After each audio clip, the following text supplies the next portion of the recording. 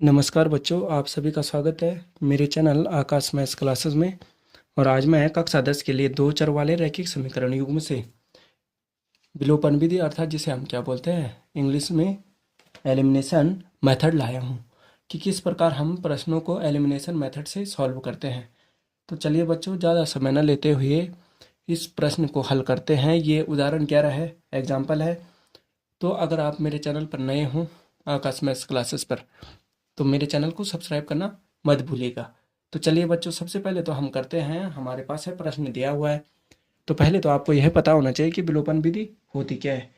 तो यहाँ पे देखिए कि विलोपन विधि का मतलब क्या होता है कि हमारे पास क्या होता है जब कोई समीकरण दी हो, ठीक है, समीकरण दी हो, तो पहले चलिए इसको हम क्या कर देते हैं, सरल रूप में परिवर्तित कर देते हैं। दो चर वाले रैखिक समीकरण युग्म में इनको बदल देते हैं। तो चलिए तब उसके बाद हम विलोपन को समझेंगे और तब देखेंगे कि हम यहाँ पे आय कैसे ज्ञात करते हैं। तो चलिए बच्चों, समय ना लेते हुए ज़्यादा हल करते हैं कि हमारे पास क्या है कि दो व्यक्तियों के आय का अनुपात है 9:7 और उनके खर्चों का अनुपात है 4:3। और प्रत्येक व्यक्ति के महीने की आय कितनी है, कितना बचा लेता है, प्रत्येक व्यक्ति महीने में 2,000 रुपये बचा लेता है। ठीक है, 2,000 रुपये बचा लेता है। तो उस स्थिति में क्या बोल रहे हैं कि बचा तो लेता है, तो उनकी मासिक आय ज्ञात कीजिए। तो मासिक आय ज्ञात करने के लिए हमें पहले तो यह पता होना चाहिए कि दोनों व्यक्तियों की मासिक आय है जो, ठीक है, और खर्च है। ठीक, तो हम क्या करते हैं कि माना मासिक आय मान लेते हैं X रुपये। ठीक है बच्चों, पहले मासिक आय की बात है, तो हम क्या कर देते हैं व्यक्तियों की आय का अनुपात कि माना दोनों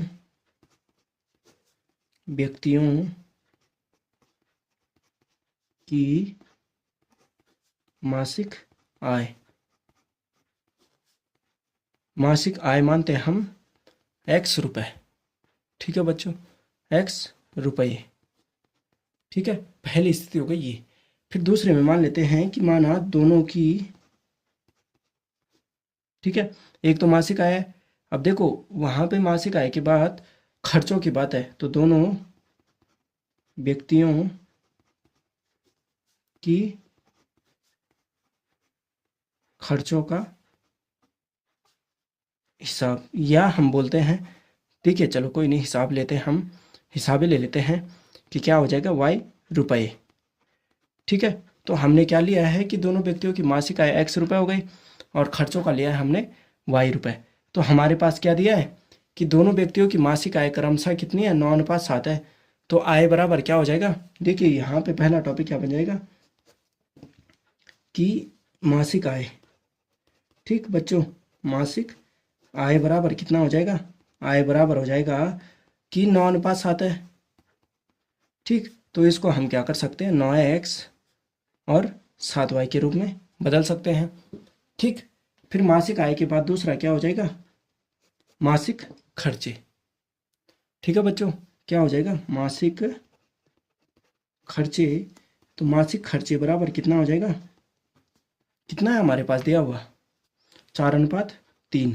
तो 4:3 को हम किस रूप में बदल देते हैं, ये भी सॉरी x रहेगा, 4y और 3y। ठीक है बच्चों, ये हो जाएगा 4y 3y।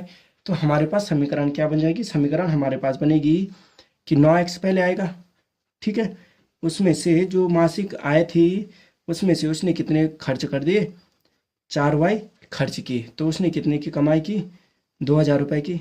तो वो हो गया हमारे पास पहली समीकरण। फिर दूसरी हो जाएगी कि 7x ऋण 3y, कि उसकी मासिक आय थी 7x और जो उसका खर्चा था वो कितना था, 3y था, और कितने रुपए कमाता था, 2,000 रुपये कमाता था। तो समीकरण 2 हो गई। ठीक है, अब यहीं से हमारा खेल क्या होता है, शुरू होता है। तो चलिए हम यहाँ पे ज़्यादा ना समय लेते हुए इनको हल करते हैं कि हम क्या कर देते हैं कि y को, जो हमारा बीच का पद है y को हम विलुप्त कर देते हैं। तो आपको पहले पता होना चाहिए कि हमें क्या करना पड़ता है कि एक चर के गुणांकों को समान करना होता है कि 4 है और 3 है, तो इन तीनों को हम किस संख्या से गुणा करें कि ये बराबर हो जाए। तो अर्थात जब ये 4 है और ये 3 है, तो समीकरण 2 को हम एक को क्या कर देते हैं, 3 से गुणा कर देते हैं। ठीक है, और जबकि समीकरण 2 को किससे कर देते हैं, 4 से, दोनों का क्या हो जाएगा, विपरीत हो जाएगा। तो गुणांकों को समान कर दिया जाता है। फिर उनमें से दोनों चरों में से एक चर को क्या कर देना पड़ता है, विलुप्त। देखो यहाँ पे हम जब इसको सरल करते हैं तो कितना होता है, देखिए 9×27, ठीक है बच्चों, 9×27x, कि यहाँ पे हमने सीधा गुणा कर दिया कि समीकरण 1 को 3 से और समीकरण 2 को 4 से, तो 9×27 और 3×4 12y बराबर कितना हो जाएगा, 6000। ठीक है, ठीक बच्चों, ये हो जाएगी हमारे पास समीकरण 3। फिर वैसे ही क्या हो जाएगा, 4×7=28x ऋण कितना हो जाएगा, 4×3=12y बराबर कितना हो जाएगा, 4×2=8, 8000 हो गया। ये समीकरण कितनी हो गई, 4 हो गई। तो ये हो गई। तो अब हमें क्या करना है बच्चों, ये इतना हमारे पास हो गया। तो मैंने बोला कि दो चरों को बराबर करने पर उनको विलुप्त कर देते हैं। तो आपको यहाँ पे चिन्हों का ध्यान देना है। ठीक, तो विलुप्त करने के बाद जो हमारे पास एक चर वाली रैखिक समीकरण प्राप्त हो जाती है, उसको क्या करने पर दूसरे चर का मान ज्ञात किया जाता है। और जब हमारे पास दूसरे चर का मान प्राप्त हो जाता है तो एक समीकरण में रखकर हम क्या कर सकते हैं, पहले का मान ज्ञात कर सकते हैं। तो चलिए क्या हो जाएगा कि इस विधि में क्या करते हैं कि विलुप्त करते समय हमें ध्यान देना चाहिए क्या, कि जो चर हैं उनके चिन्ह समान हो, अर्थात हम इनको घटा रहे हैं तो ये क्या है, धनात्मक है, ये ऋणात्मक, ये धनात्मक है, ये सॉरी ऋणात्मक है, तो ये धनात्मक और ये ऋणात्मक। तो यहाँ पे दोनों को हम क्या कर सकते हैं, 12 है, धन ऋण का ऋण हो जाएगा, प्लस माइनस का माइनस, तो ये तो शून्य हो जाएगा। ठीक बच्चों, शून्य हो जाएगा। और ये कितना हो जाएगा, देखिए धनात्मक और ऋणात्मक, तो प्लस है, और ये क्या हो जाएगा, ऋण। ठीक, तो 28 में से 1 जाएगा तो कितना बचेगा, देखिए यहाँ पे हमारे पास कितना बच रहा है, x बच रहा है। ठीक है, x बचा जो कि ऋणात्मक का था, बराबर कितना हो जाएगा, 8 में से 6 जाएगा तो कितना बचेगा, 2000, वो भी किसका बचेगा, ऋणात्मक। ठीक, ऋणात्मक बचा तो उसको हम क्या कर देते हैं, काट देते हैं दोनों चिन्हों को, और x बराबर कितना हो जाता है, x बराबर हमारा कितना हो गया, x बराबर हो गया 2000। ठीक है, ये हो गया। अब इस मान को हमने बोला कि एक चर को समाप्त करने के बाद दूसरे समीकरण में हम इस मान को रख देते हैं, कि जिस समीकरण से हमने घटाया और दूसरे समीकरण में इसको मान रख देते हैं, इसका मान सॉरी। ठीक है, तो यहाँ पे तो हमने क्या किया था कि समीकरण यहाँ पे लिख देते हैं कि हमने क्या किया था यहाँ पे, कि समीकरण 1 को 3 से गुणा तथा समीकरण 2 को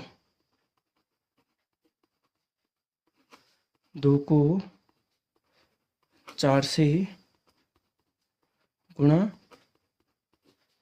करने पर हमें कितना प्राप्त हुआ बच्चों, गुणा करने पर हमें कितना प्राप्त हुआ, x बराबर 2000। तो जब हमने यहाँ पे किया तो अब क्या कर देंगे कि हमने यह किया। ठीक, समीकरण 4 में से 3 को घटाया, तो यहाँ पे हम ऐसे भी कर सकते हैं, 1 या 2 भी रख सकते हैं, या समीकरण क्या कर सकते हैं, 3 को, ठीक, 3 से गुणा करने पर, और समीकरण 4 को, ठीक, 4 से गुणा करने पर, तो हमें प्राप्त हो गया था।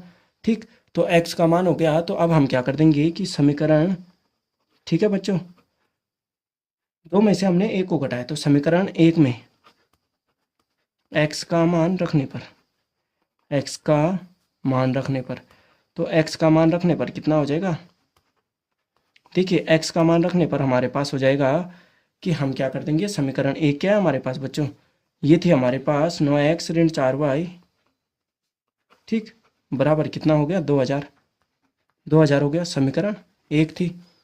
तो अब यहाँ पे हमें क्या करना है, x की जगह पे कितना करना है, 2000 रखना है, तो 9 गुणा 2000 हो जाएगा।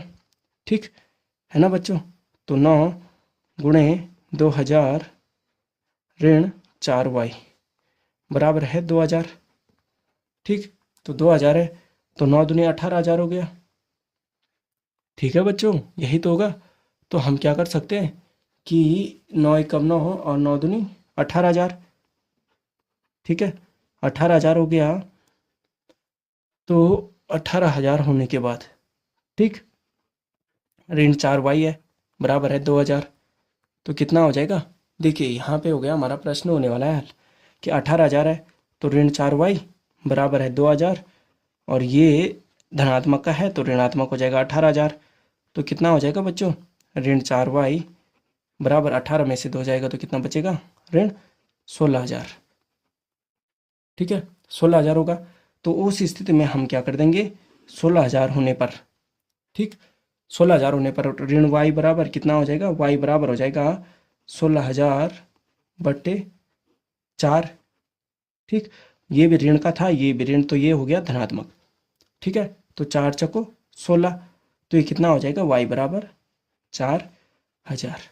ठीक है, y बराबर कितना हो गया बच्चों, y बराबर हो गया हमारा 4,000 और x बराबर कितना हो गया हमारा 2,000। तो इसी प्रकार इन प्रश्नों को हल किया जाता है। तो उम्मीद करता हूँ बच्चों कि आपको मेरा ये टॉपिक समझ में आया होगा। अगर आप मेरे चैनल पर नए हो तो मेरे चैनल को सब्सक्राइब करना